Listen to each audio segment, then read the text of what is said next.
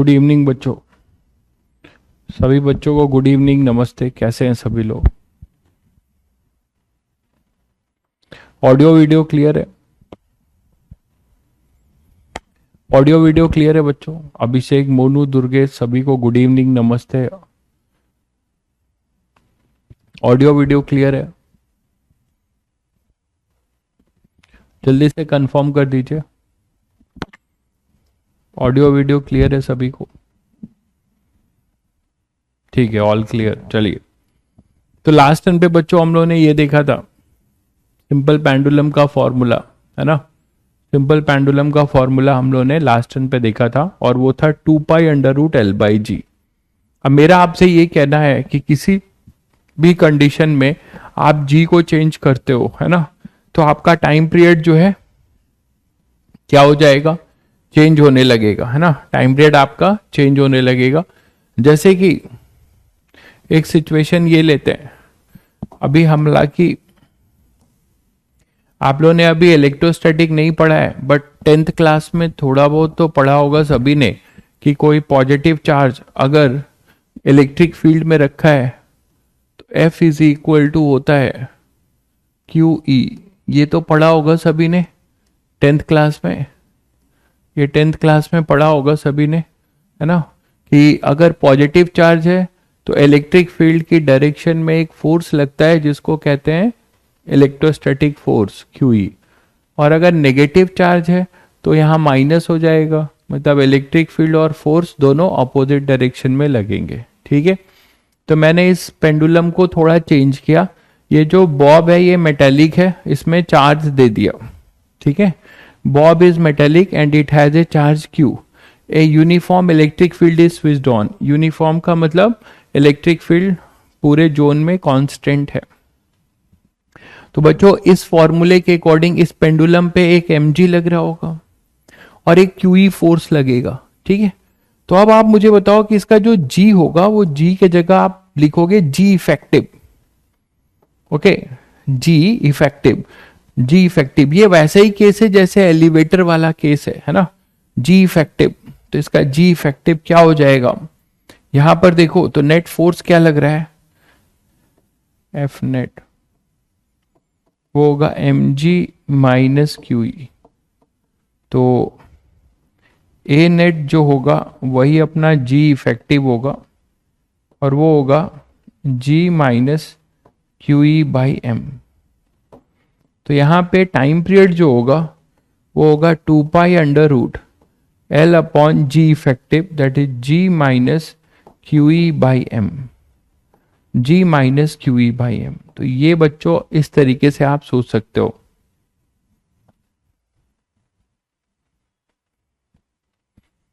यार एक ही सवाल आप लोग मत पूछिए कि अपनी कक्षा, ये पता नहीं आप लोगों को कहाँ से ये सब चीजें र्यूमर फैल रही है। मैंने आपको कहा कि ये प्लेटफॉर्म एग्जिस्ट करेगा तो मैं यहीं पे पढ़ाऊंगा। ठीक है, तो इसमें इतना आप लोग हाय तौबा मत मचाइए। कुछ बच्चे लिख रहे हैं वो सर लेफ्ट हो गए, ये सर लेफ्ट हो गए, मुझे किसी का कुछ आइडिया नहीं है। If this platform will exist then obviously I will be here. तो यहाँ पे अपने पास ये हो जाएगा। और रोज रोज यार ये सब बकवास मत किया करो। कल मैंने एक कसम खाई थी उसको फॉलो करता हूँ, भूल गया हूँ। QE/m। ठीक है, कल एक मैंने एक कसम खाया था। ठीक है, तो ये अब मैं फॉलो करूंगा, मैं भूल गया। कुछ बच्चे उसको याद दिलाते रहो जो कल मैंने वो प्रण लिया था कि other than doubt I will not entertain any comment. तो ए नेट होगा G effective G minus QE/m। तो यहां से आपको ये मिल जाएगा।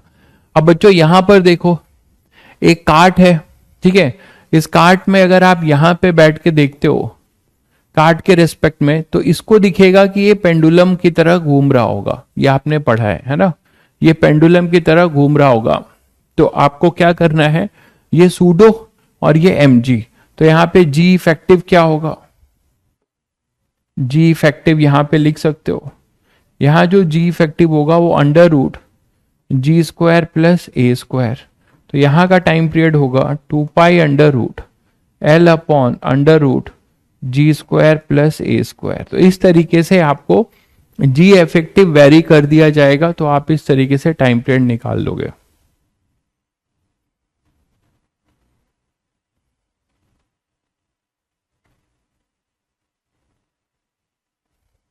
ठीक है, क्लियर है सभी को? चलिए, अब मान लीजिए एलिवेटर का केस हो बच्चों, तो ये भी आप आसानी से कर सकते हो कि किसी एलिवेटर में कोई पेंडुलम ऊपर जा रहा हो चाहे नीचे जा रहा हो, तो ये सब आपके लिए बहुत इजी हो चुका है। अब आपको बस जी इफेक्टिव देख लेना है, जी इफेक्टिव देख लेना है। ठीक है, तो इस एलिवेटर में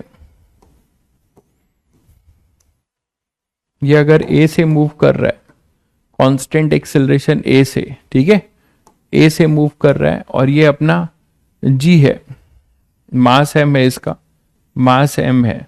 तो अब आप यहाँ पे जी इफेक्टिव क्या बोलोगे? सबको पता है, आपने फोर्स कॉन्सेप्ट में भी किया है, एक एम जी लगेगा, एक सूडो भी लगेगा, है ना, एम जी भी लगेगा और सूडो भी लगेगा, एम जी और सूडो इसके इसके रेस्पेक्ट में। तो यहां से जी इफेक्टिव होगा जी प्लस ए, तो यहां टाइम पीरियड होगा 2 पाई अंडर रूट L/G+A। अगर यही पूरा का पूरा एलिवेटर नीचे जा रहा होता तो भी आप कर सकते हो, तो भी आप कर सकते हो। ये पूरा एलिवेटर अगर आपका नीचे जा रहा होगा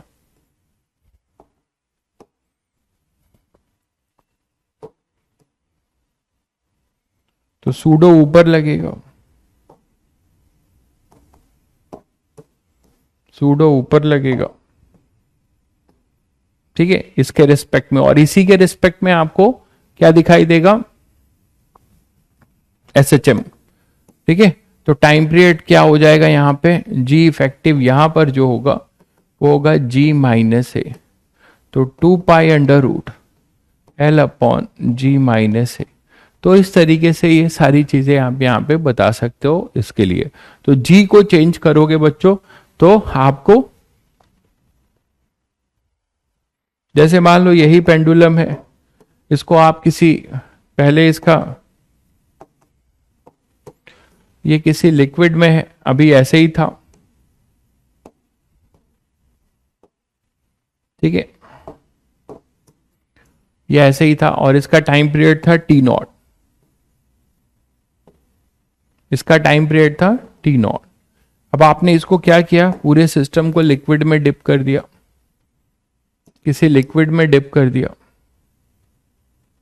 अब किसी लिक्विड में अगर आपने इसको डिप कर दिया, किसी लिक्विड में मान लीजिए आपने इसको डिप कर दिया,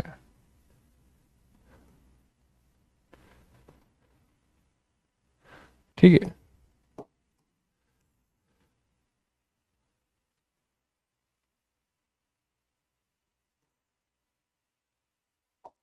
तो किसी लिक्विड में डिप कर दिया, ये रोएल है और ये अपना रोएस है, ठीक है। तो अब यहां का टाइम पीरियड क्या होगा? वो बदल जाएगा। बता सकते हो आप लोग क्या होगा यहां का टाइम पीरियड? यहां का टाइम पीरियड बता सकते हो? प्रीवियस लेक्चर देख सकते हैं, बस केवल लास्ट लेक्चर नहीं देखा है तो कोई दिक्कत नहीं है, अगर पूरा एसएचएम नहीं देखा है तब तो मुश्किल है। तो यहां पर अपने पास रोएस और ये रोयल है, तो यहां पे बच्चों आप देखो क्या होगा, यहां पे बॉइंस, ये नॉन विस्कस है, लिक्विड अपनी नॉन विस्कस है, नॉन विस्कस है, आइडियल लिक्विड है,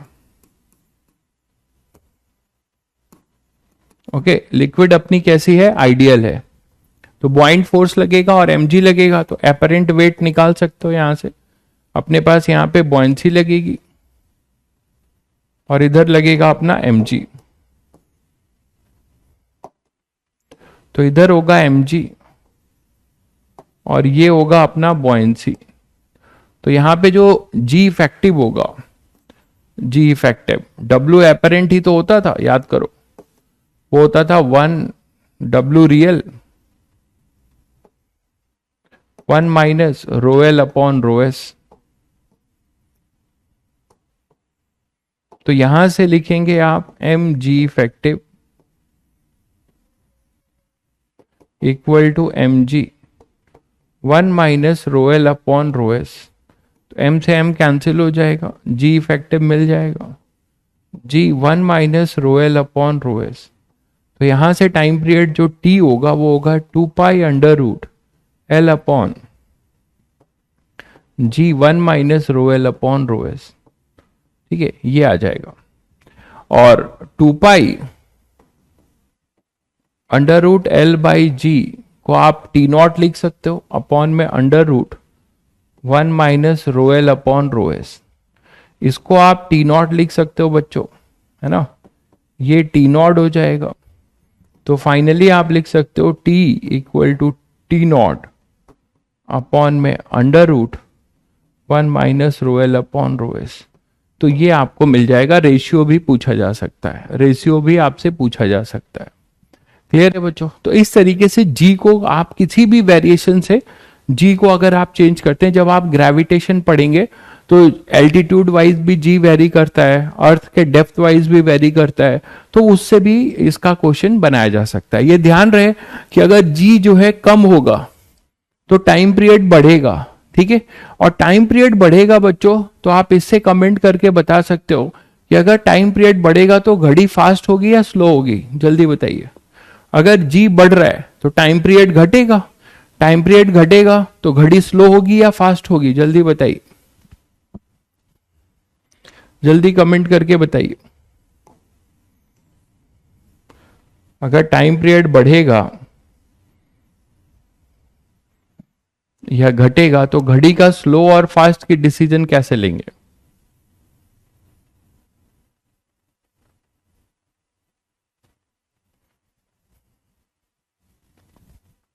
बिल्कुल, अगर टाइम पीरियड अपना बढ़ता है इसका मतलब घड़ी स्लो हो जाएगी। बहुत बढ़िया भाई उत्कर्ष अनिकेत, बहुत बढ़िया। मतलब ऑसिलेशन जो पर सेकेंड का हो रहा था वो ऑसिलेशन धीरे हो जाएगा। टाइम पीरियड का बढ़ जाना मतलब ज्यादा समय लगेगा उसको ऑसिलेट होने में। तो अगर टाइम पीरियड बढ़ता है तो आप ये ध्यान रखिए, बहुत बच्चे जल्दीबाजी में ये गलती कर देते। तो अगर अपना टाइम पीरियड बढ़ रहा है तो आप बोलोगे क्लॉक स्लो डाउन। अगर टाइम पीरियड घट रहा है मतलब क्लॉक बिकम फास्ट। तो कभी कभी ऐसे भी पूछ लेते हैं, ठीक है, तो क्लॉक अपना फास्ट हो जाएगा। ठीक है, चलिए एक सिचुएशन और लेते हैं कि मान लीजिए अब इसमें क्या है कि एक मैंने क्या किया है, ध्यान से देखिएगा। एक सिंपल पेंडुलम है, ठीक है, और ये इसको मूव कराया जा रहा है। एक सिंपल पेंडुलम है, इसको हमें मूव कराना है। ठीक है,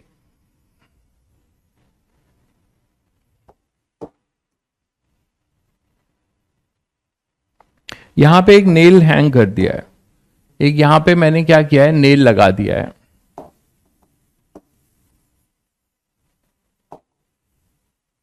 यहां पे कोई नेल हैंग कर दिया है,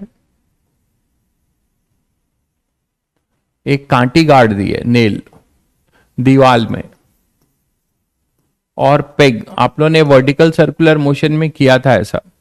ठीक है, तो ये दीवाल है, ये पूरा ब्लैक बोर्ड है, ये दीवाल है। इसी के अबाउट जो है, इसी के अबाउट है ना, इसी के अबाउट जो है अपना क्या है, ये ऐसे ऐसे एसएचएम करेगा।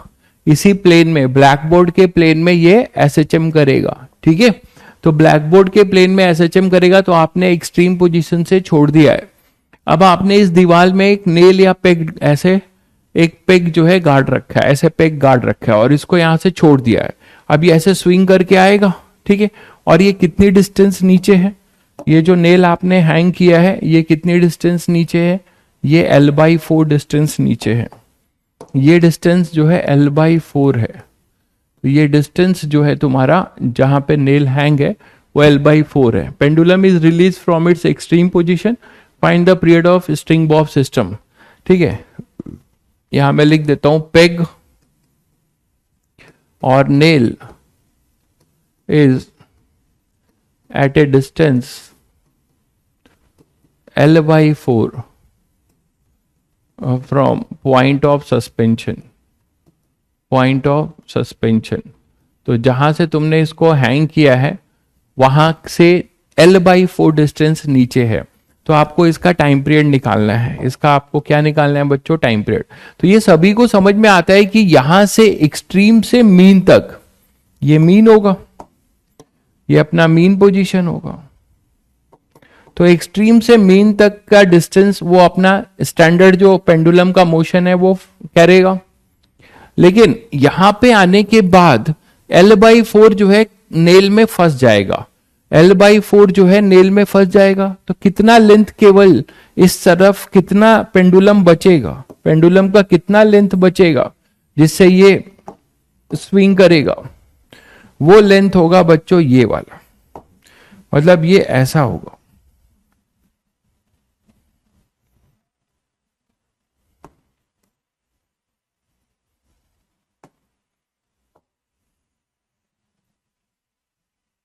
ठीक है, ये होगा। ये सबको क्लियर हो गया? तो यहां से ए से मान लो ये बी है और ये सी है, ठीक है। तो ए से बी का जो मोशन है यहां से यहां तक का टाइम को मैं TAB लिख सकता हूं, है ना। और ये वाला जो मोशन है ये TBC, इसका लेंथ चेंज हो जाएगा। अब ये लेंथ कितना बचेगा? 3L/4, है ना, 3L/4 बिल्कुल। तो 3L/4 का पेंडुलम होगा एक, और एक L/L का पेंडुलम होगा। तो L वाले पेंडुलम का जो मोशन होगा वन टाइम पीरियड क्या होगा? अब यहां से फिर क्या होगा? ये यहां से फिर ये स्विंग करते हुए B पे आएगा और खुल जाएगा, ये पूरा खुल जाएगा स्ट्रिंग, और फिर यहां से फिर से ये उसी पोजीशन पे जाएगा। तो आपको टोटल टाइम पीरियड जो होगा, एक बार यहां से यहां जाना, यहां से यहां जाना, फिर लौटने का समय यहां C से B और फिर B से A, तो टोटल टाइम जो T होगा वो होगा 2 टाइम्स TBC प्लस TAB। ये सबको समझ में आता है? TAB वो होगा कैपिटल T/4, कैपिटल T/4, है ना। TAB जो AB का टाइम पीरियड होगा बाई में 4, और AB का टाइम पीरियड कितना होगा? 2 pi under root, total length L था, ये G था। मैंने इस क्वेश्चन में G को चेंज नहीं किया है, मैंने ऐसा कुछ किया है जिससे कि पेंडुलम का इफेक्टिव लेंथ चेंज हो रहा है।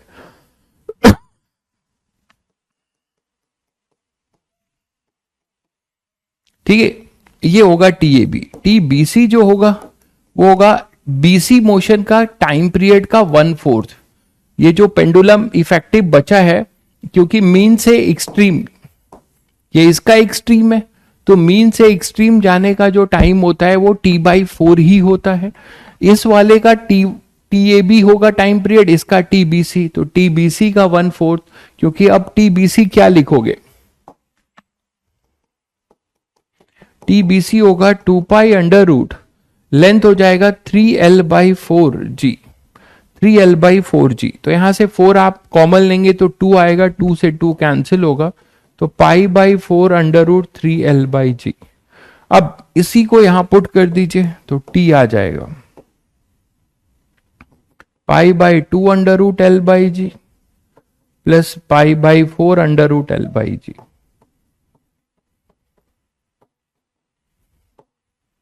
जिसको आप लिख सकते हो यहां से π/4, π/2 कॉमन ले सकते हैं, तो 2 कैंसिल होगा, पाई अंडर रूट L/G कॉमन हो गया, यहां 1 प्लस यहां 1/2, तो ये हो जाएगा 3π/2 अंडर रूट L/G। चेक करिएगा भाई कैलकुलेशन, एक बार कैलकुलेशन चेक कर लीजिए। π/2 मैंने कॉमन लिया था,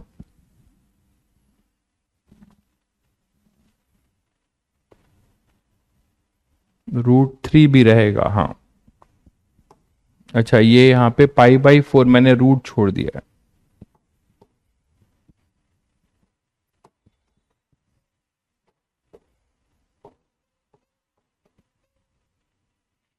यहां √3 रहेगा।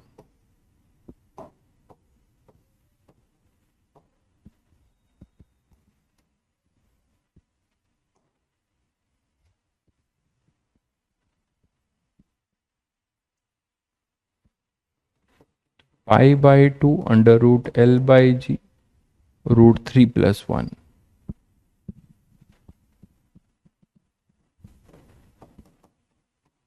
ऐसा कुछ हो जाएगा, ठीक है, ऐसे आप लिख सकते हो। तो ये आ जाएगा। तो इस तरीके से आपको क्वेश्चंस, इस क्वेश्चन की खासियत थी कि 4G क्यों लिखा, कहां पे 4G क्यों लिखा भाई, ये TBC की जो वैल्यू है वो 3L/4 है, ये लेंथ के वजह से 4 आया है। इसका इफेक्टिव लेंथ जो है ये 3L/4 है, दिख रहा है, L/G ही है, ये L इसका 3L/4 है, इससे 4 आ गया है, ठीक है भाई, इससे 4 आ गया है। ये जो 3L/4 है ना, इसको पुट करोगे L की जगह पे 3L/4 पुट करोगे ना, क्योंकि L/4 पार्ट तो फंस चुका है, केवल स्विंग करने के लिए इस तरफ 3L/4 पार्ट मौजूद है।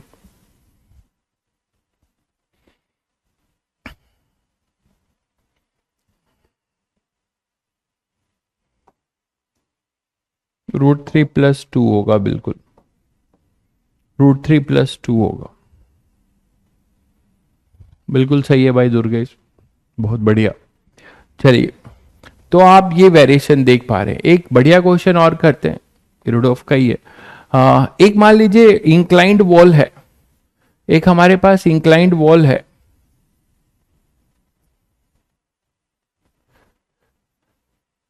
एक इंक्लाइंड वॉल है, ठीक है, और वो वर्टिकल से बीटा एंगल बना रहा है, वर्टिकल से बीटा एंगल बना रहा है। ये इंक्लाइंड वॉल दिख रहा होगा, ये इंक्लाइंड वॉल है,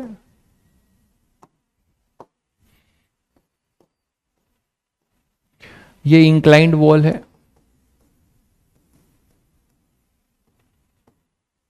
और ये वर्टिकल से बीटा एंगल बना रहा है। वर्टिकल से कितना एंगल बना रहा है, बीटा, वर्टिकल से आपको बीटा एंगल बना रहा है। एक पेंडुलम है जिसका लेंथ L है,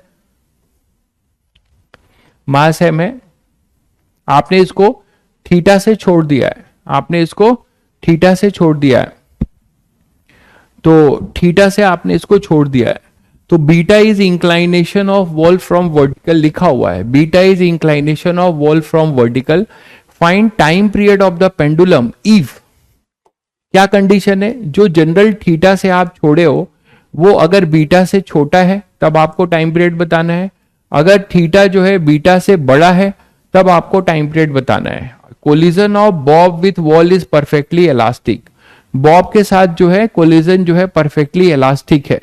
तो बच्चों थोड़ा सा बताओ आप लोग, पहले वाले का आंसर क्या होगा, ठीक है, ये इंक्लाइंड प्लेन है, आपने इसको वर्टिकल से थीटा पे छोड़ दिया है, और इंक्लाइंड प्लेन वर्टिकल से बीटा एंगल बनाता है। तो पहला केस है कि if theta is less than beta, if theta is less than beta then what is the time period, if theta is greater than beta then what is the time period, जल्दी से बताओ, पानी P low.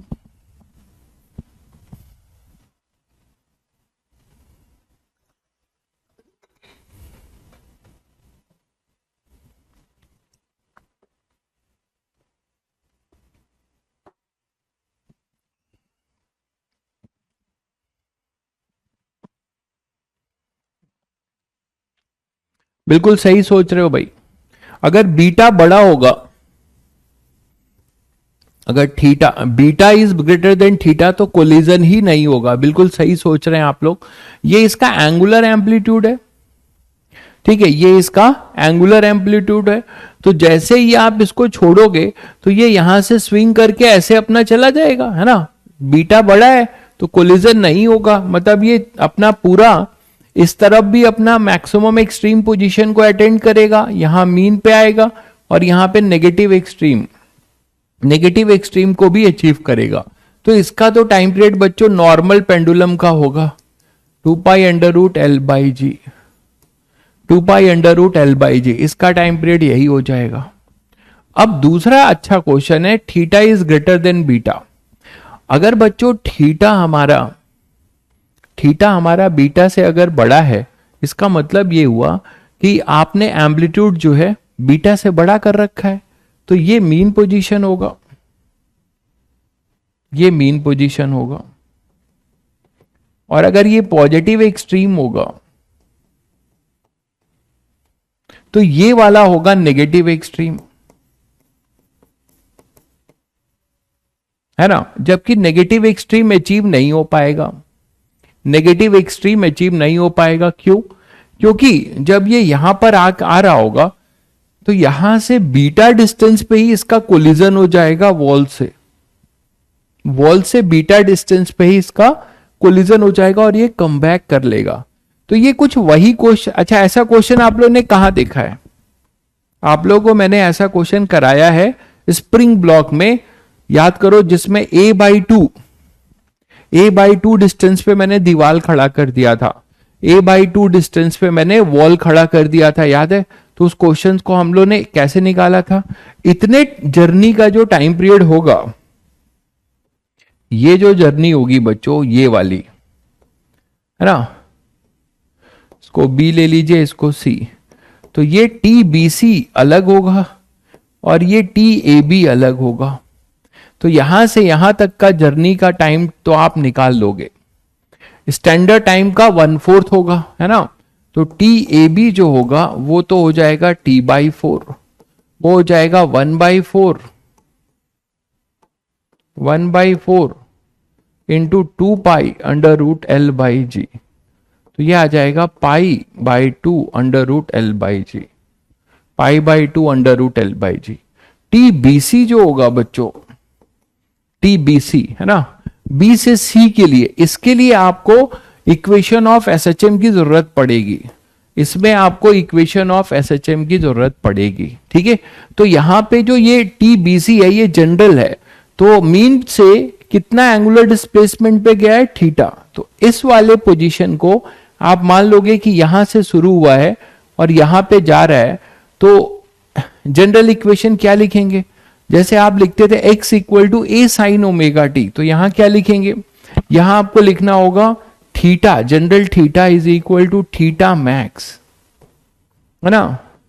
ए की जगह पे angular amplitude होगा और mean position से है तो यहां पे होगा साइन ω/t, ये जनरल होगा फॉर BC के लिए। अब थीटा की जो जनरल वैल्यू है बच्चों वो बीटा है। थीटा कितना है? मीन पोजीशन से कितना एंगुलर डिस्प्लेसमेंट है? बीटा। और थीटा मैक्स कितना है? वो थीटा है। थीटा मैक्स जो होगा, इसको कुछ आप थीटा डैश ले लीजिए, थीटा डैश ले लीजिए जनरल, या फाई ले लीजिए, फाई ले लीजिए, तो आपको कंफ्यूजन होगा ना, ये फाई ले लीजिए, तो इसको हम लोग कुछ फाई ले लेते हैं। फाई की वैल्यू बीटा के बराबर है। थीटा तो एम्पलीट्यूड है, थीटा तो अपना एम्पलीट्यूड है, ठीक है। तो बीटा फाई जो होगा बच्चों वो बीटा होगा और थीटा मैक्स अपना थीटा है और साइन ω/t। फाई यहां पे कुछ कांस्टेंट नहीं लिया है मैंने, क्योंकि ये कहां से होगा? मीन पोजीशन से।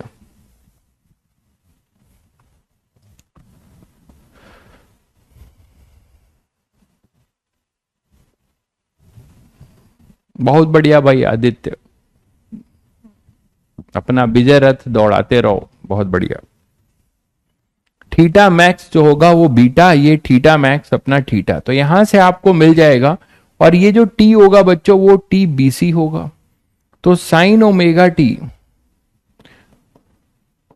इक्वल टू θ/बीटा, तो ω/TBC हो जाएगा साइन इनवर्स θ/बीटा,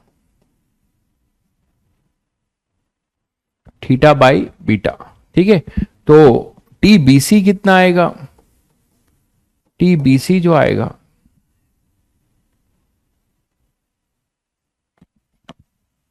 उल्टा कर दिया है, β/θ होगा ना,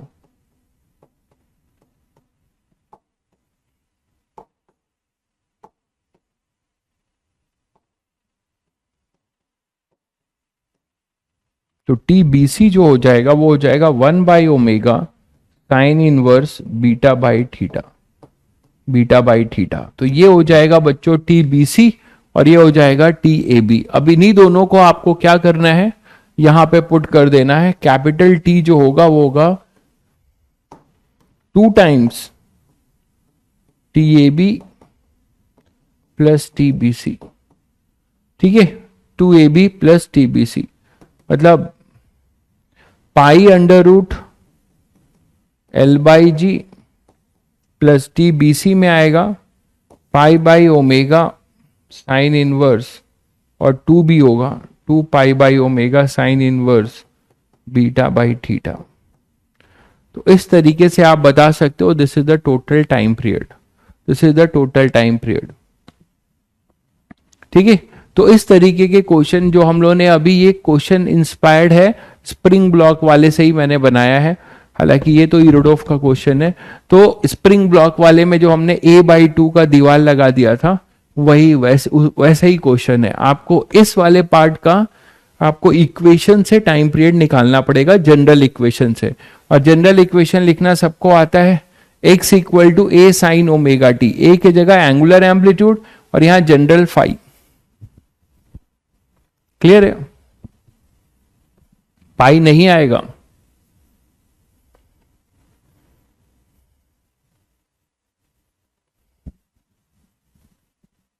अच्छा, इसमें पाई नहीं आएगा कह रहे हो?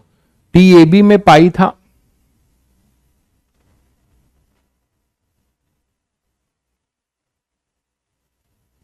π/2, तो यहां तो पाई रह जाएगा, यहां पाई नहीं आएगा क्योंकि इसमें पाई नहीं है, तो यहां 2 आएगा, 2/ω। देखो जरा, TBC अपने पास यही है ना, इसी को ट्वाइस करना है तो ट्वाइस ठीक है, पाई नहीं आएगा, ठीक है। चलो नेक्स्ट एक केस लेते हैं, case of simple pendulum when length of the string is comparable with respect to radius of earth. मतलब एक ऐसा हाइपोथेटिकल क्वेश्चन आपसे पूछा जाए कि अभी तक हमने क्या किया कि जो रेडियस है अपना, है ना, सॉरी, जो लेंथ है पेंडुलम की, जो लेंथ है वो रेडियस के कंपैरिजन में, ऑब्वियसली रेडियस ऑफ अर्थ के कंपैरिजन में बहुत ही ज्यादा छोटी होगी, ठीक है। 6400 किलोमीटर होता है रेडियस ऑफ अर्थ, तभी आप जी को भी वेरी नहीं कराते हो, ठीक है, तभी आप जी को भी वेरी नहीं कराते हो। तो अब ऐसा एक पेंडुलम डिजाइन किया है जिसका लेंथ L है और रेडियस R ही है, ठीक है।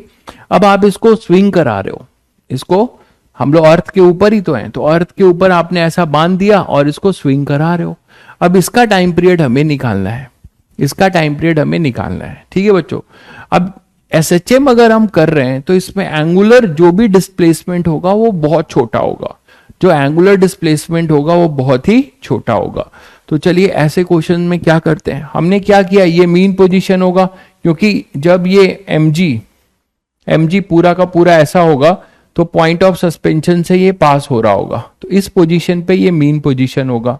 इसको थोड़ा सा मैंने डिस्प्लेस कर दिया, तो इसका टेंशन कुछ T डैश है, T डैश के दो कंपोनेंट है, ये थीटा डिस्प्लेस हुआ, और इसका जो रेडियस है RE वो फाई एंगल बना रहा है, ठीक है, रेडियस से ये फाई एंगल बना रहा है।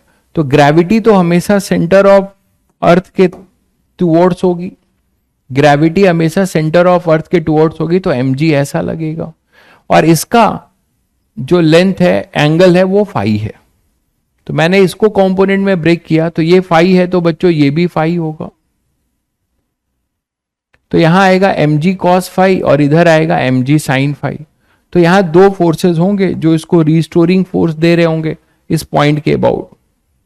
मैं इसको इसके अबाउट नहीं कर रहा हूं, ये मीन पोजीशन मान लिया है, तो इस मीन पोजीशन के अबाउट इसका डिस्प्लेसमेंट x माना है, तो इस तरफ इसको रिस्टोरिंग लीनियर वाला काम कर रहा हूं, लीनियर वाला काम कर रहा हूं कि इस पॉइंट को जो मीन पोजीशन माना है, इस पे इस तरफ कितना रिस्टोरिंग फोर्स है, तो एक कंपोनेंट T डैश का और दूसरा कंपोनेंट mg का, ये क्लियर है।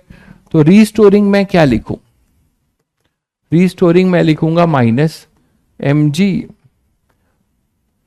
साइन फाई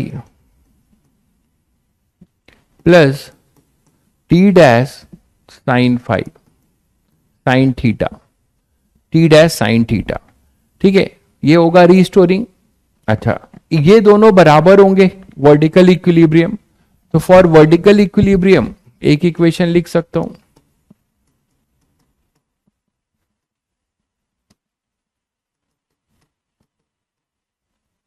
वो है T dash cos theta is equal to M g cos phi, equal to M g cos phi. ठीक है, ये लिख सकता हूं।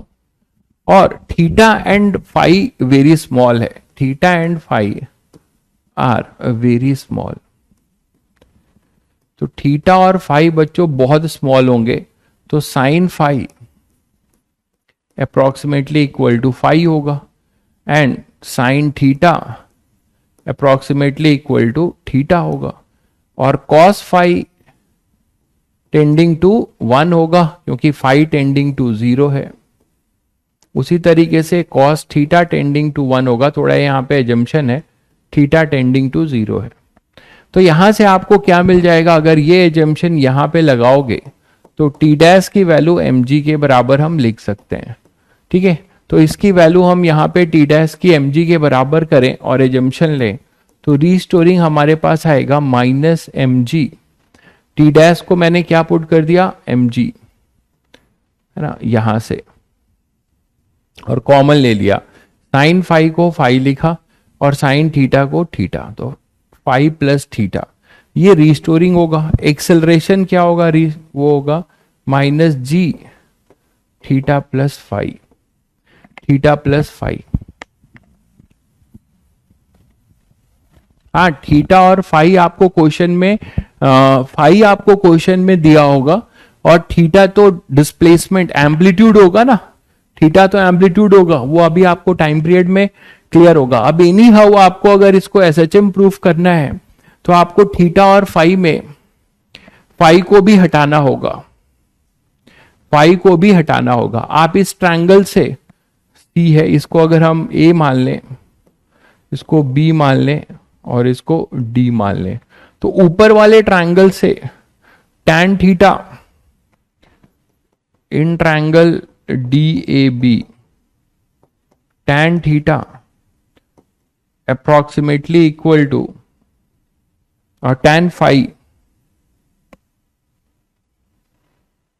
हाँ, tan theta is equal to X by sine theta कर लो, साइन थीटा जो अप्रोक्सीमेटली थीटा होगा वो होगा एक्स बाई एल, और in triangle A C B, A B C, sine five is equal to R by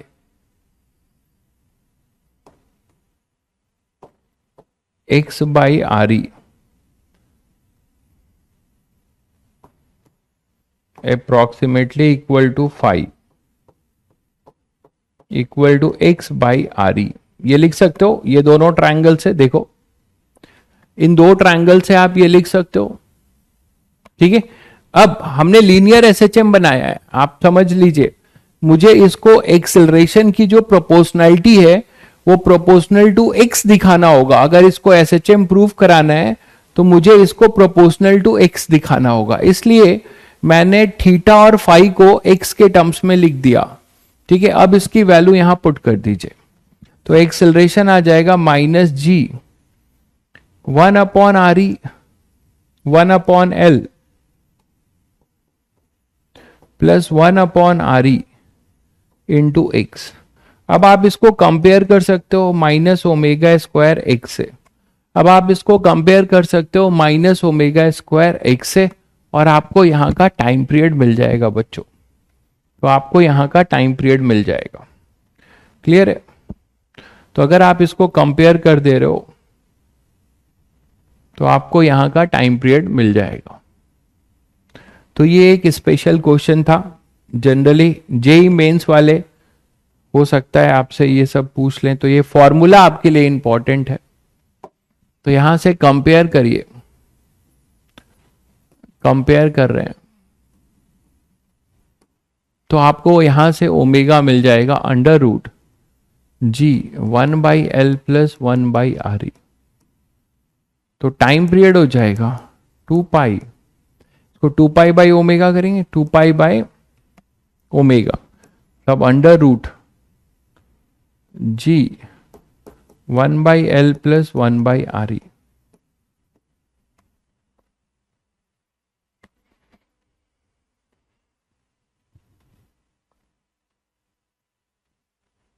इसको ऐसे भी लिखा जा सकता है 2π√G/L 1 plus L upon RE,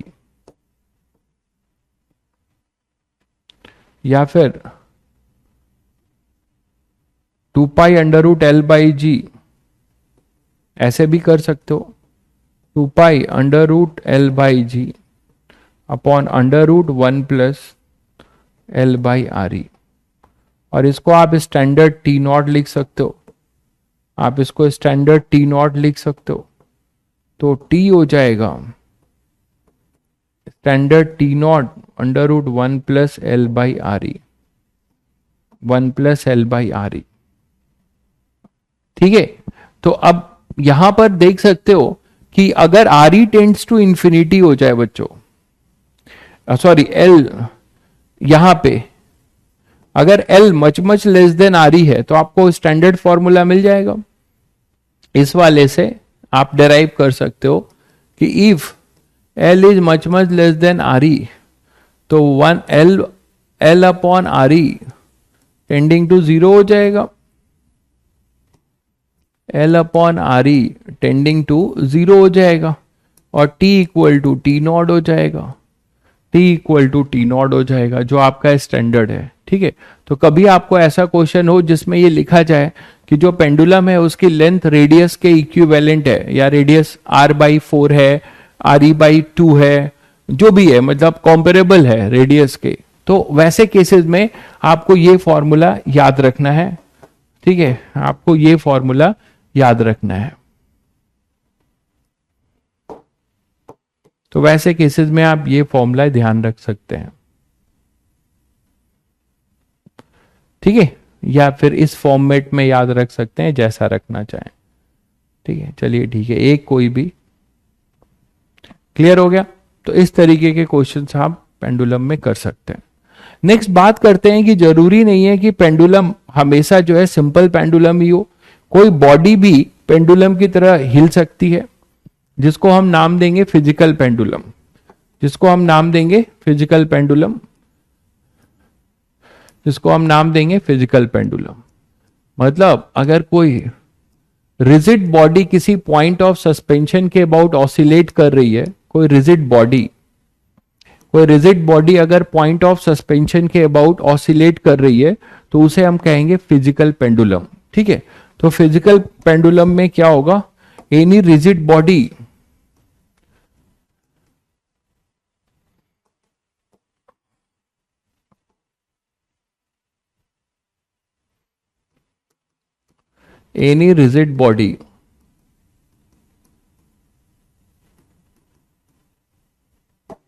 oscillating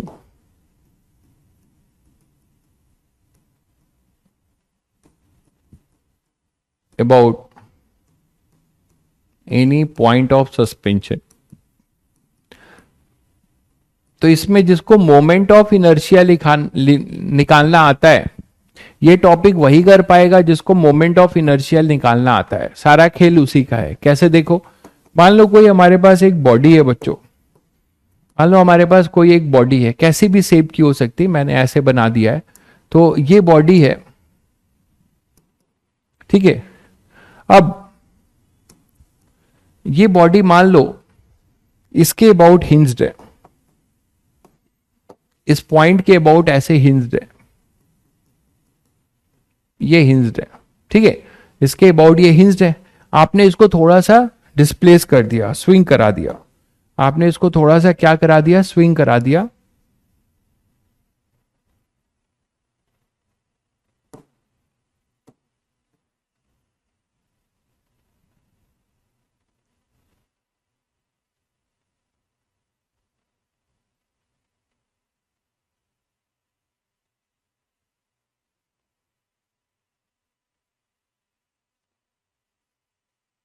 ठीक है, तो आपने इसको स्विंग करा दिया, तो ये बॉडी जो हिंज थी अब ये स्विंग कर गई। तो ये जो स्विंग कर गई, पहले इसका सेंटर ऑफ मास यहां पर था, अब इसका सेंटर ऑफ मास बच्चों यहां पर है।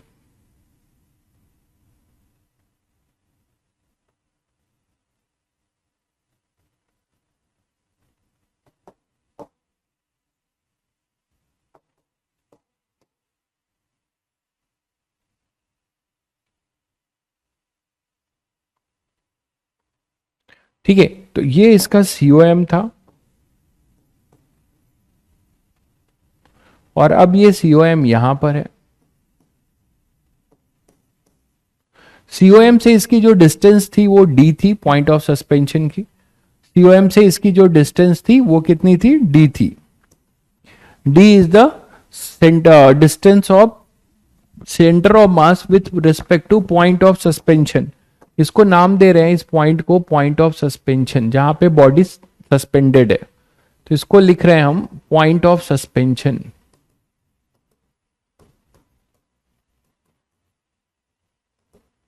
पॉइंट ऑफ सस्पेंशन, ठीक है बच्चों। अब ये बॉडी इस तरीके से ऑसिलेट कर रही है, तो यहां पे जो फोर्स लग रहा है वो क्या लग रहा है, देखो mg लग रहा है। तो mg का अगर ध्यान से देखो तो mg का जो कंपोनेंट है, आप ऐसे देख सकते हो mg को, इस पॉइंट के अबाउट रीस्टोरिंग टॉर्क, इस पॉइंट के अबाउट जो रीस्टोरिंग टॉर्क है, ये एंगुलर डिस्प्लेसमेंट थीटा है, ये एंगुलर डिस्प्लेसमेंट थीटा है। तो रीस्टोरिंग टॉर्क क्या होगा, mg का कंपोनेंट ले सकते हो, mg का आप कंपोनेंट ले सकते हो, एक इधर आएगा और एक इधर आएगा।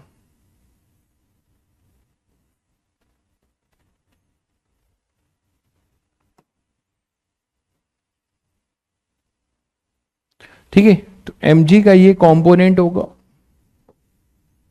ये थीटा है बच्चों, तो ये भी थीटा होगा,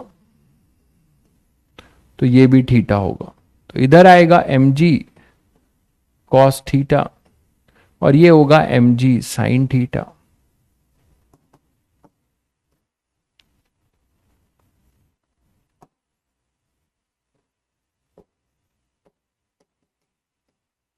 यही इसको रिस्टोर कर रहा होगा,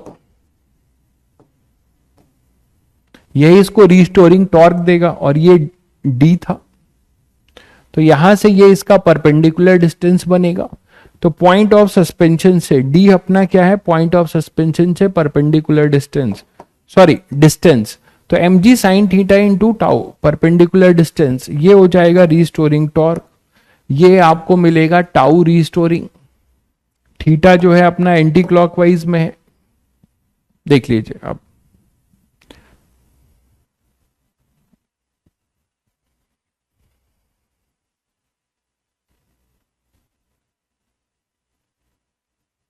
ठीक है, बहुत बढ़िया भाई, बहुत बढ़िया भाई अंशु, कॉन्ग्रेचुलेशन, आपके 80 में 72 मार्क्स आए स्कूल के एग्जाम में, बहुत बढ़िया।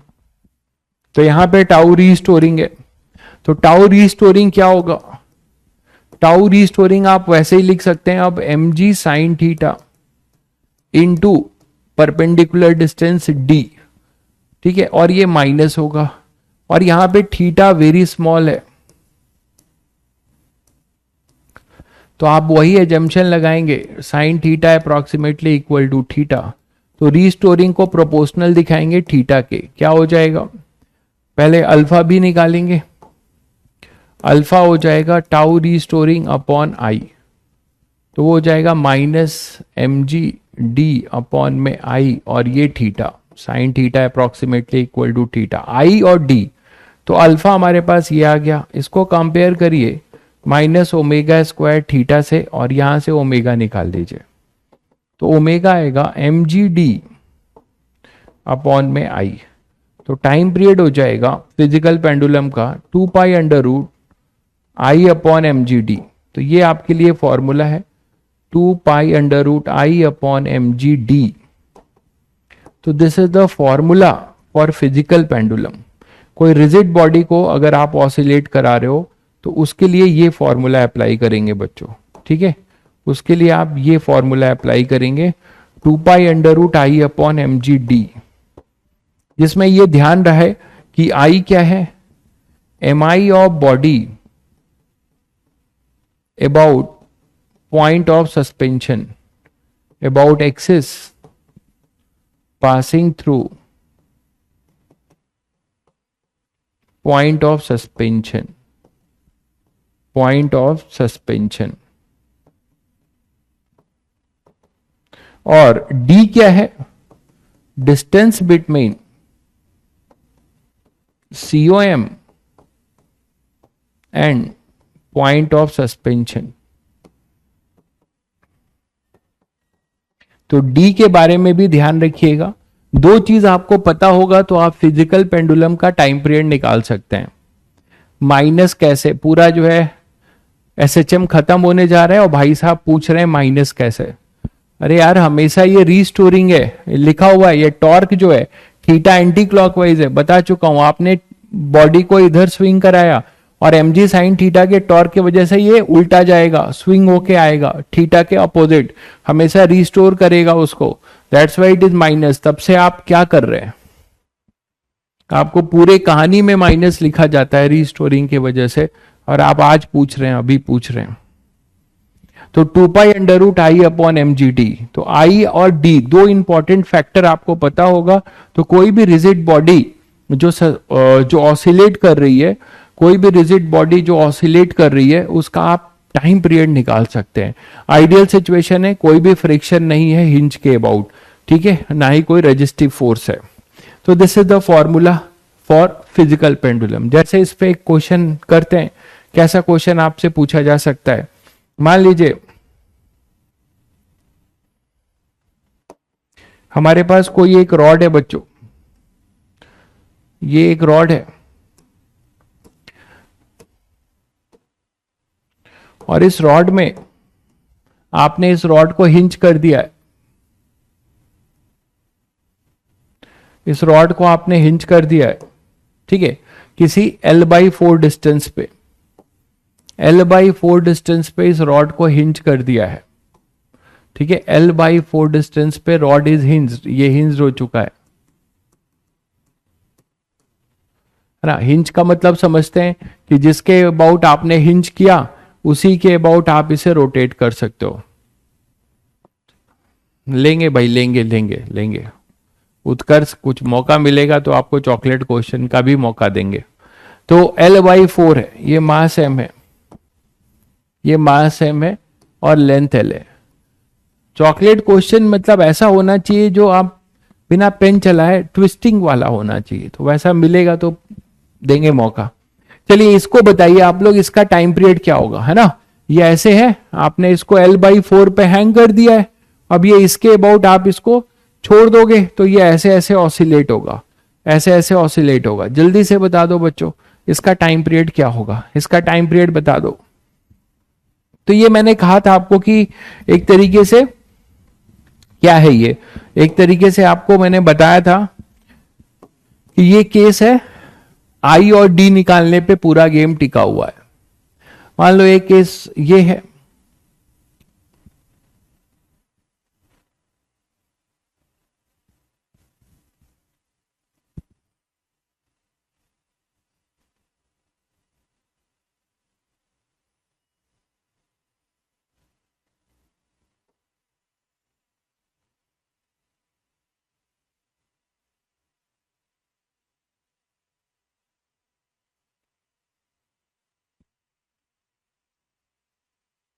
ये ऐसा है,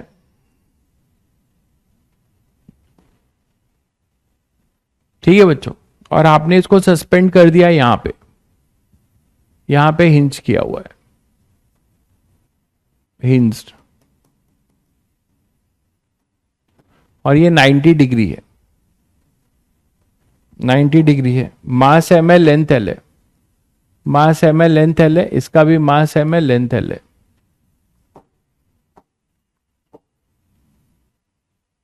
इसको थोड़ा और बड़ा कर दें क्या?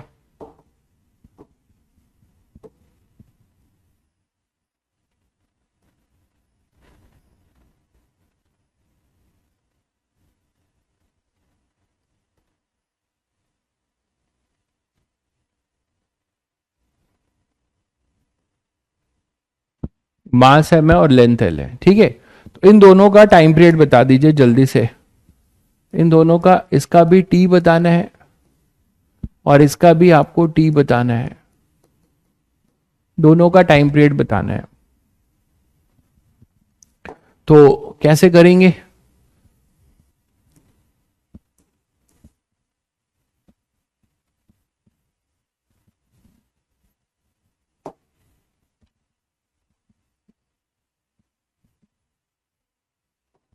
इसके लिए तो सभी को क्लियर है कि क्या होगा।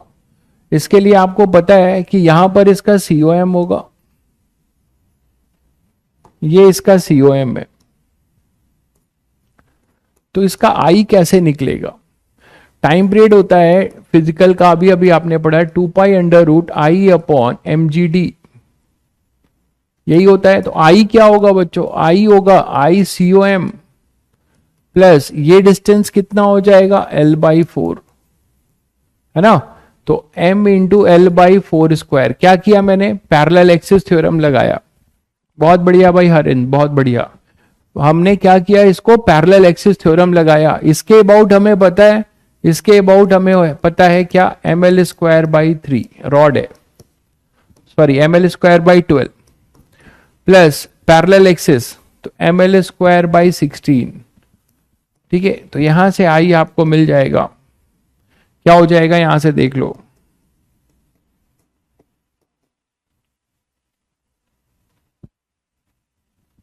$48 आएगा ना एलसीएम। तो 4 और यहां पे 7, तो 7 ml²। और d की वैल्यू क्या होगी? d एक तरीके से ये d भी है ना। पॉइंट ऑफ सस्पेंशन ये है, यहां से किसकी दूरी? सीओएम की दूरी। d क्या हुआ करता था? d जो है पॉइंट ऑफ सस्पेंशन से सेंटर ऑफ मास की दूरी हुआ करती थी d। तो d अपने पास हो जाएगा L/4, वैल्यू पुट कर दो। तो 2π√I 7 ml²/48, 2π into m into g into L/4। ठीक है, तो देख लो क्या आ रहा है। 2π√4 से ये तो 7, m से m कैंसिल हुआ, l से l कैंसिल हुआ, तो 7l अपॉन 4 12g।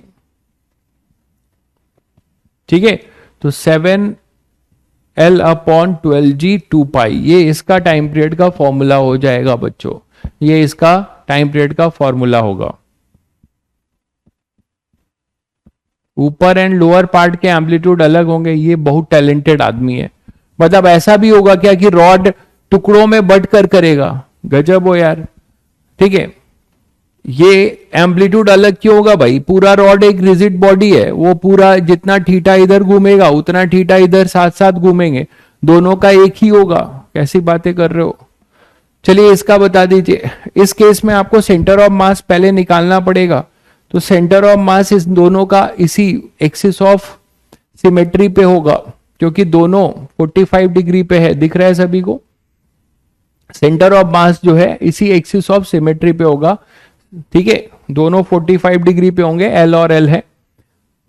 तो यहां पर अपने पास एक तरीके से ये होगा। तो सेंटर ऑफ मास आप इसको एक्स या इसको वाई भी मान सकते थे।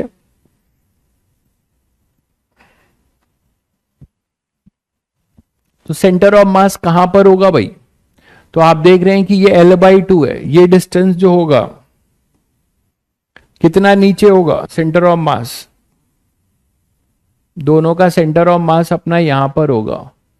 तो कंबाइंड सिस्टम का सेंटर ऑफ मास कहां पर होगा बच्चों? कंबाइंड सिस्टम का सेंटर ऑफ मास कहां होगा?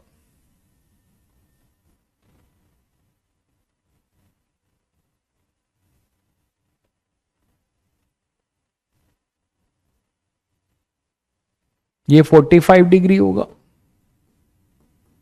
ये भी 45 डिग्री होगा।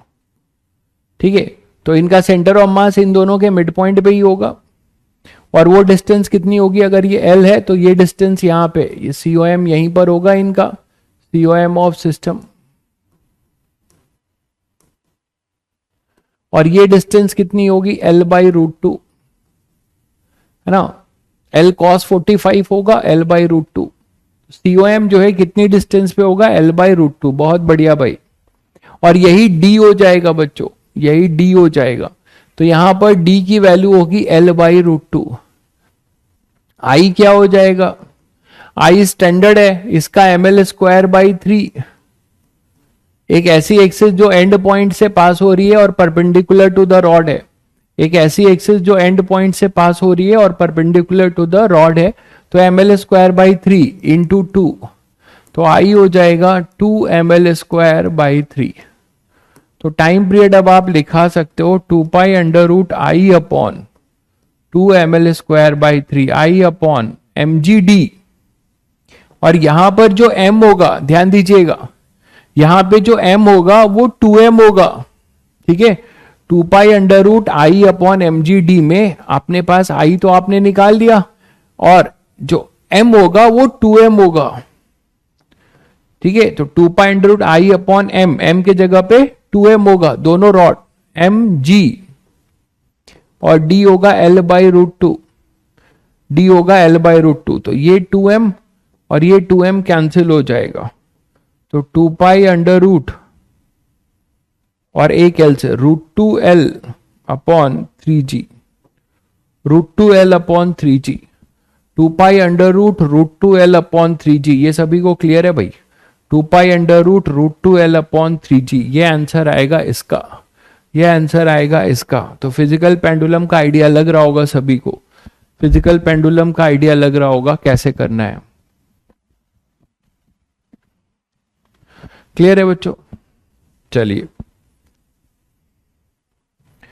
जैसे एक क्वेश्चन ये लेते हैं, find the ratio of time period of the uniform disc. एक यूनिफॉर्म डिस्क है, ये एक यूनिफॉर्म डिस्क है,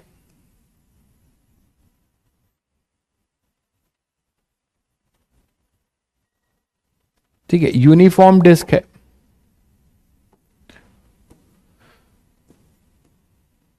ये यूनिफॉर्म डिस्क है, दिख रहा है ये। T1 be the time period when the disc oscillate in the plane of the disc. अब इस डिस्क के जो ऑसिलेशन का है वो दो तरीके से बताया जा रहा है कि ये T1 इसका टाइम पीरियड है जब ये अपने प्लेन में ऑसिलेट करे, मतलब ये है इसको ऐसे ऐसे ऑसिलेट करे अपने ब्लैक बोर्ड के प्लेन में। ये जो ब्लैक बोर्ड का प्लेन है इसके अकॉर्डिंग अगर ऑसिलेट करता है तो उसका टाइम पीरियड T1 है। तो जब बच्चों ये ऐसे ऑसिलेट करता है तो इसका एक्सिस ऑफ रोटेशन क्या होगा, जब इसका रोटेशन ऐसे हो रहा है, ऐसे हो रहा है ना, इसका ऑसिलेशन अगर ऐसे हो रहा है, तो मैंने बताया कि ओमेगा के अकॉर्डिंग फिंगर को कर्ल करो और जो थंब की डायरेक्शन है that will give you axis of rotation. तो इसकी एक्सिस ऑफ रोटेशन ये z एक्सिस होगी, ये इसका z एक्सिस इसका एक्सिस ऑफ रोटेशन होगा अगर ये xy प्लेन है। तो इसको अगर हम xy प्लेन मान रहे हैं, ठीक है, तो z axis is our axis of rotation.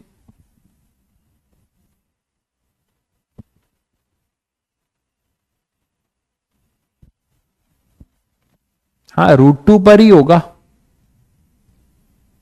वही तो लिखा है भाई। √2 मतलब L/√2 पे होगा, जो कोऑर्डिनेट होगा सेंटर ऑफ मास दोनों रॉड के सिस्टम का, वो L/√2 होगा। क्या गलती है, 2√2 पर होगा।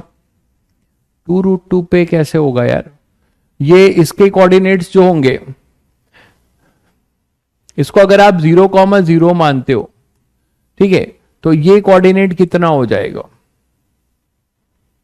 पोलर फॉर्म से लिख लो, ये थीटा 45 है और ये L है, तो ये हो जाएगा L/√2, L/√2।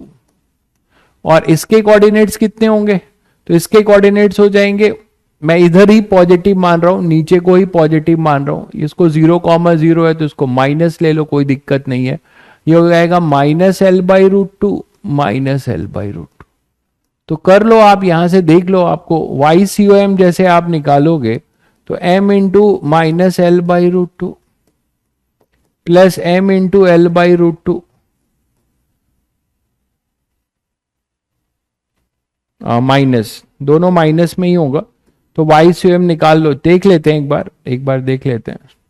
तो वाई स्यू एम हो जाएगा -L/√2 प्लस, सॉरी ये भी माइनस होगा, एक्स यू एम तो जीरो हो जाएगा, -m/, वो एक्सिस ऑफ सिमेट्री से ही पता चल रहा है,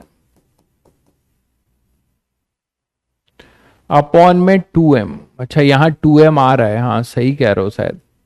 तो वाई स्यू एम हो जाएगा, नहीं वो 2 कैंसिल भी तो होगा, वो 2 कैंसिल भी होगा भाई, मिड पॉइंट पे ही होगा, उसमें क्या दिक्कत है, आप करके देख लो, यही आ रहा है, -2m L/√2 इंटू 2m।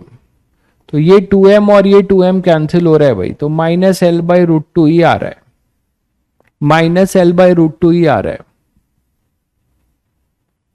ठीक है भाई। तो L/2√2 नहीं है, आप देख लीजिए, वो 2 करेंगे, वो 2 इससे कैंसिल हो जाएगा। दुर्गेश आपका जो डाउट था वो देख लीजिए, आपको क्लियर हो गया होगा। तो ये मैंने सही लिया है, L/√2 ही होगा। चलिए अपने क्वेश्चन पे आते हैं। तो find the ratio of time period of the uniform disc, T1 be the time period when the disk oscillate in the plane of the disk, T2 be the time period when disk oscillate perpendicular to the time period, perpendicular to the plane of the disk।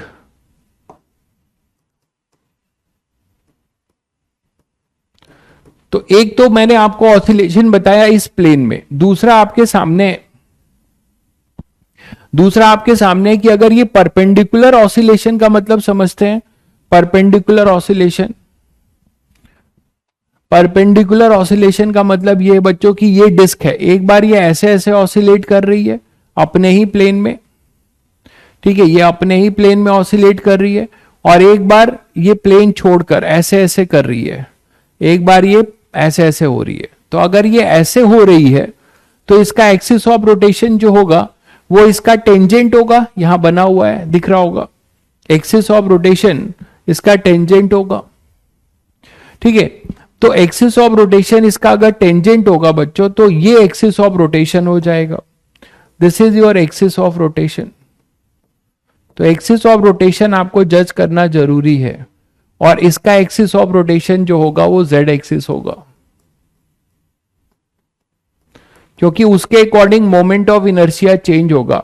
तो T1 निकालने के लिए वो होगा 2π√I1/mg/d, d दोनों के लिए r है, d दोनों के लिए d इक्वल टू r है, सेंटर ऑफ मास से इसकी डिस्टेंस, तो वो तो सेम रहेगा I/mg/r, और T2 जो होगा वो होगा 2π√I, चेंज हो जाएगा I2/mg/r। तो अब T1/T2 जो है वो किस पे डिपेंड कर रहा है, I1/I2 पे। सीधे सीधे मोमेंट ऑफ इनर्शिया निकालना है, जो आप लोग निकाल चुके हो अपने मोमेंट ऑफ इनर्शिया में। T1 I1 क्या होगा, I1 बच्चों होगा parallel axis theorem, mr² plus mr², that is 3/2 mr²। ये पैरेलल एक्सिस थ्योरम लगा दिया, ठीक है। इस वाले में आपको याद होगा, पहले यहां पर आपको क्या करना पड़ेगा, इसके अबाउट mr² डिस्क है ये, तो ये अपने पास आ जाएगा mr² कितना, Ix और Iy, हाँ तो mr²/4, ये तो याद है। अब इससे इसके साथ पैरेलल एक्सिस थ्योरम लगा दीजिए, तो I2 जो होगा वो हो जाएगा mr²/4 plus mr², that is 5/4 mr²। ये सब कराया जा चुका है। Ix Iy equal to Iz, तो आपको 2Ix ये वाला याद है सबको ना, Ix plus Iy equal to Iz, that is, और Ix equal to Iy, Ix equal to Iy, तो 2Ix इक्वल टू mr²/2 और Ix इक्वल टू mr²/4, ये सब कराया जा चुका है। तो वही चीज यहां पे किया गया है, बस इसका रेशियो निकालना था। तो T1/T2 equal to √I1/I2 3/2 into 4/5, तो ये अपने पास आएगा √6/5, ये आंसर हो जाएगा √6/5। बहुत बढ़िया भाई भाविक, बहुत बढ़िया, सही है आपका आंसर। भाई दुर्गेश अभी भी तुम जो है L/2√2 ही बताए पड़े हो, मतलब तुम्हारे सामने करके दिखा दिया भाई, अब क्या चाहिए आपको। अगर ये y एक्सिस है और ये 45 डिग्री पे इंक्लाइंड है, ये L है, अच्छा ये L नहीं है, L/2 है। हाँ नहीं आप सही हो, मैंने यहां गलती कर दी है, ये L/2 है ना, यहां गलती कर दी है, आप सही हो।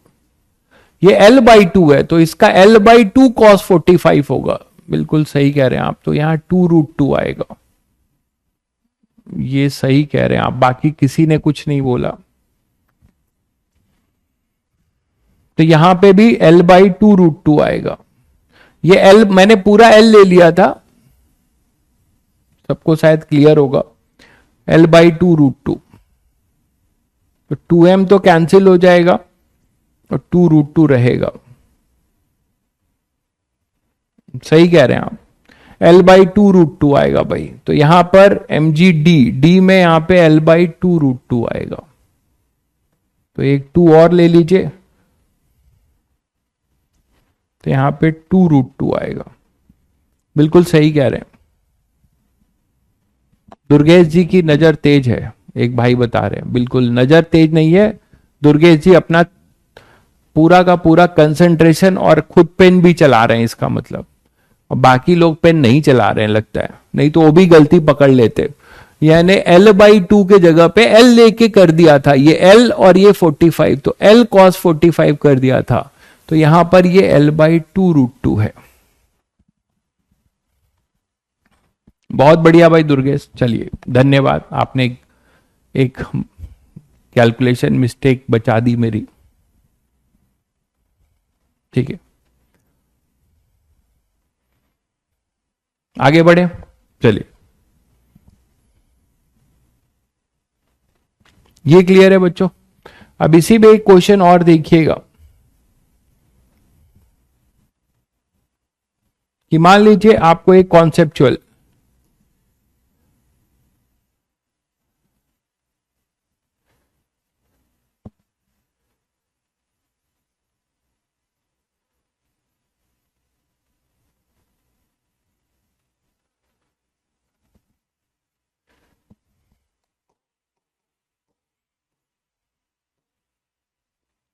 मान लीजिए आपके पास क्वेश्चन है कि कोई एक स्फेरिकल स्फेरिकल वेसल है, मटका है, स्फेरिकल है, उसमें पानी भरा हुआ है बच्चों, उसमें पानी भरा हुआ है, स्फेरिकल वेसल है, उसमें पानी भरा हुआ है, ठीक है, उसमें अपना पानी भरा हुआ है, उसका मास m है वेसल का, पानी का मास m है।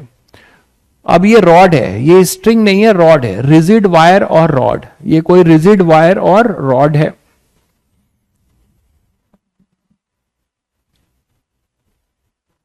ठीक है, ये कोई रिजिड वायर और रॉड है, मासलेस हो सकता है वो, कोई रिजिड वायर या रॉड है, कोई जरूरी नहीं है इसको मासलेस है तो आप स्ट्रिंग भी ले सकते हो, कोई दिक्कत नहीं है, इसको हटा दे रहा हूं। ठीक है, इस समय इसका टाइम पीरियड जो है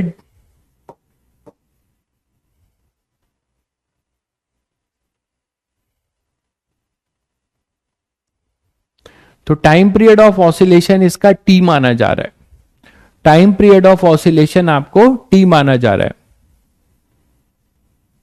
ठीक है, ये time period of oscillation T. हाँ मैंने डायग्राम जो है थोड़ा पहले बना लिया, कुछ कुछ की कुछ टाइम वेस्टेज कम हो और मैं आपको ज्यादा कंटेंट दे पाऊं।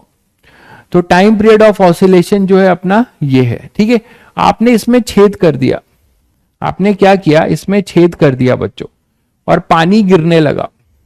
आपने इसमें क्या किया, एक होल कर दिया, इसमें एक होल कर दिया, ऐसे इसमें एक होल कर दिया और इस होल से पानी जो है ड्रेन आउट होने लगा, पानी गिरने लगा,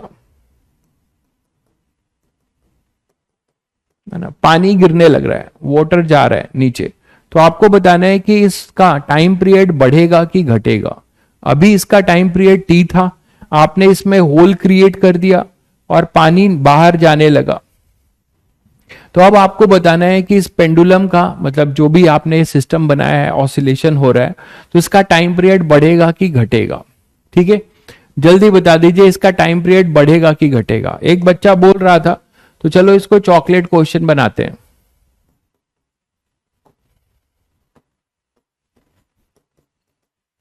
सत्रह 19 आपका टाइम है, आपको इसको बताना है 17-22 में। इतने में जो कमेंट करेगा सही उसको मिलेगा चॉकलेट का इनाम। हरेंद्र ने बोला डिक्रीज, प्रणव ने बोला इंक्रीज, डिक्रीज, जल्दी बताइए। टाइम पीरियड घटेगा वेट की वजह से, टाइम पीरियड इंक्रीज।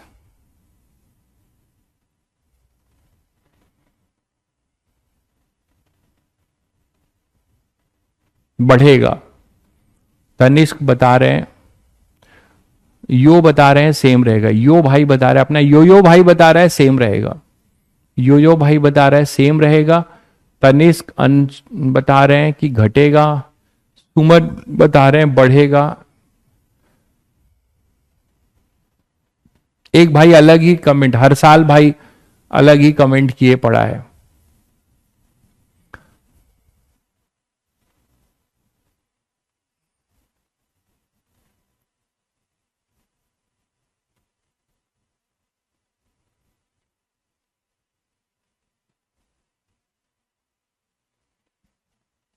तीन मिनट और है,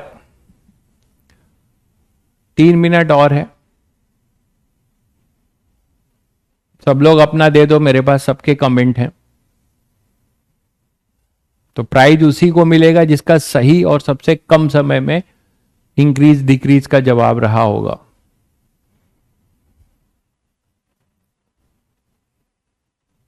चलो ठीक है,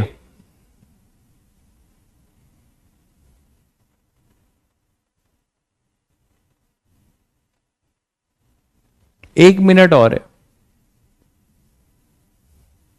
तनिष्क ने अपना नंबर भी भेज दिया पेटीएम करने के लिए। वाह, काफी कॉन्फिडेंट है।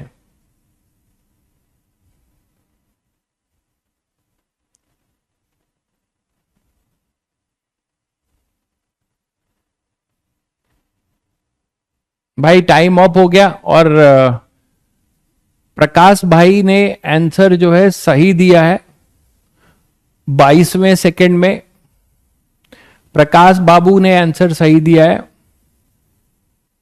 हालांकि रीजन वो गलत दे रहे हैं।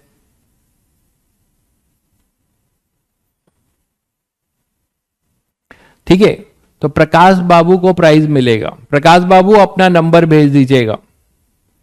प्रकाश बाबू डिसाइडेड हो गए, विनर हैं आज के प्रकाश बाबू। उन्होंने बताया है शायद कि पहले इंक्रीज करेगा फिर डिक्रीज करेगा। देख लेते हैं उनका भी आंसर सही है गलत है। ठीक है, तो जिन बच्चों ने कांस्टेंट इंक्रीज और डिक्रीज है वो सारे गलत है। ठीक है, जिन बच्चों ने इंक्रीज डिक्रीज और कांस्टेंट, इन सभी बच्चों का ये आंसर रॉन्ग है। ये रॉन्ग है बच्चों, इसीलिए मैंने कहा था बिना पेन चलाए ये क्वेश्चन करना था। बिना पेन चलाए ये क्वेश्चन करना था। प्रकाश बाबू ने पहले इंक्रीज बोला है शायद, फिर डिक्रीज बोला है। ठीक है, या पहले डिक्रीज बोला है या इंक्रीज। प्रकाश बाबू आप अपना कमेंट फिर से पोस्ट कर दीजिए एक बार फिर से। चलिए मैं अब इसको बताता हूं क्या होगा। तो प्रकाश बाबू ही है अपने आज के विनर शायद। अब वो मुझे देखना पड़ेगा कि उन्होंने इंक्रीज पहले लिखा है कि डिक्रीज पहले लिखा है। तो इसीलिए प्रकाश बाबू आप अपना कमेंट फिर से पोस्ट कर दीजिए। चलिए देखिए, यहां पर बच्चों क्या हो रहा था कि हमारे पास जो सेंटर ऑफ मास है ये पूरा अगर m और m है, ध्यान दीजिएगा, इसका मास जो है सेंटर पे ही होगा। इसका मास, पूरे स्फेयर का जो मास होगा वो सेंटर ऑफ मास वो इसके सेंटर पे ही होगा। और वाटर भी स्फेरिकल शेप ले रहा है। ठीक है, वाटर जो है स्फेरिकल शेप ले रहा है। ठीक है, तो अगर वाटर जो है स्फेरिकल शेप ले रहा है तो वाटर का भी सेंटर ऑफ मास यहीं पर होगा बच्चों। ठीक है, अच्छा अब मुझे ये बताओ कि इनको हटाकर आप एक इफेक्टिव पेंडुलम बनाओगे जिसका एल इफेक्टिव ये रहेगा, ठीक है। लेकिन जैसे जैसे ये ड्रेन आउट होगा, आप मुझे बताओ क्या होगा, इसका सेंटर ऑफ मास, इसका सीओएम तो यहां पर होगा, बट इसका सीओएम अब नीचे होगा, ये सीओएम ऑफ वाटर स्फेयर है। वाटर का जो स्फेयर है उसका सेंटर ऑफ मास धीरे धीरे नीचे जा रहा होगा, और ये सीओएम ऑफ स्फेयर है। तो सीओएम ऑफ सिस्टम कहीं यहां पर होगा बच्चों, ये मैं बोल रहा हूं सीओएम ऑफ सिस्टम। तो जैसे जैसे पानी खाली होगा ये नीचे जाएगा, तो सीओएम ऑफ सिस्टम भी नीचे जाएगा। तो जो अपना इफेक्टिव डिस्टेंस है पॉइंट ऑफ सस्पेंशन से जो ये एल इफेक्टिव होगा, एल ये इंक्रीज करेगा, है ना। तो एल इंक्रीजेज, आप इसमें बोल सकते हो कि टाइम पीरियड तो यही बताओगे 2π√L/G। तो पहले केस में व्हेन वाटर ड्रेन आउट, ये लॉजिक है। हालांकि प्रकाश बाबू का रीजन सही नहीं है। My answer was time period first increase and then decrease. Okay, ओ भाई साहब, प्रकाश बाबू ने अपना यूपीआई नंबर भी धड़ल्ले से एकदम बड़ी बड़ी राइटिंग में भेजा है। ठीक है भाई प्रकाश बाबू, मिलेंगे आपको आज का चॉकलेट विनर का इनाम। दूसरा बच्चा है जो आपकी क्लास में जीता है ये। तो व्हेन वाटर ड्रेन आउट, तो एल जो होगा, एल बच्चों इंक्रीज करेगा, है ना। एल देखो बढ़ता जाएगा ना, पहले एल यहां पे था, अब ये एल होगा centre of mass of system का। इसको हटाकर आप एक बॉब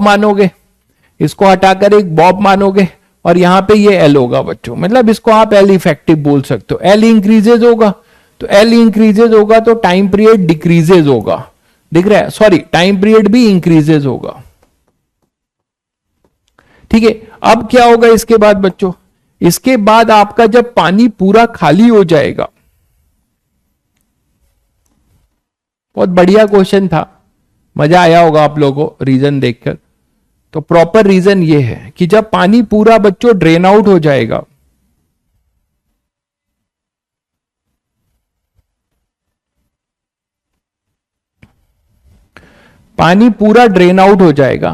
तो आपको पता है कि सेंटर ऑफ मास सिस्टम में केवल स्फेयर का बचेगा। तो पानी पूरा ड्रेन आउट हो जाएगा, तो अब व्हेन वाटर ड्रेन आउट,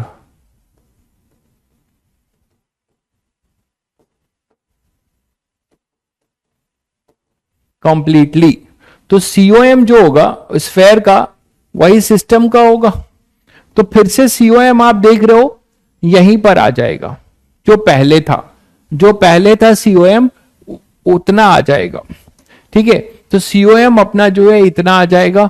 तो एल, अब ये एल डैश होगा, तो एल डैश अब जो है लेस देन एल होगा, आप देख रहे होगे एल यहां वेरिएबल रहेगा, तो L dash less than L होगा।